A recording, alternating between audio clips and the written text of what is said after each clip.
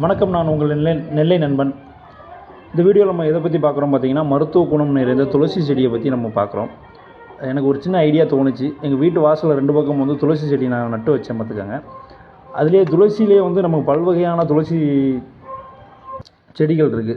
ராம துளசி, கருந்துளசி, செந்துளசி, கிருஷ்ண துளசி, சாம துளசி அப்படின்ட்டு சொல்லி பல வகையான துளசி செடிகள் இருக்குது. இதை வந்து நல்ல மருத்துவ குணம் நிறைந்தது, எல்லாருக்குமே தெரியும். சின்ன குழந்தைகள்லேருந்து பெரியவங்க வரைக்கும் ஒரு சளி பிடிச்சிருச்சு அப்படின்னா துளசியை அரைச்சி குடித்தோம், துளசி இலைகளை அரைச்சி குடித்தோம் அப்படின்னா சளியே போக்கும். இதே மாதிரி நீங்களும் துளசி செடியை வீட்டில் நட்டு வச்சு அதனுடைய மருத்துவ குணங்களை பயன்பெறுங்க. துளசிங்கிறது வந்து நம்ம அன்றாட வாழ்க்கையில் சும்மா 2 இலைகள் 3 இலைகள் சாப்பிட்டாலே ஒரு ஆரோக்கியமாக தான் இருக்கும். அதே மாதிரி நீங்களும் துளசி செடியை வீட்டில் நட்டு வச்சுருக்கீங்க அப்படின்னா என்னுடைய கமெண்ட் செக்ஷனில் கமெண்ட் பண்ணுங்கள்.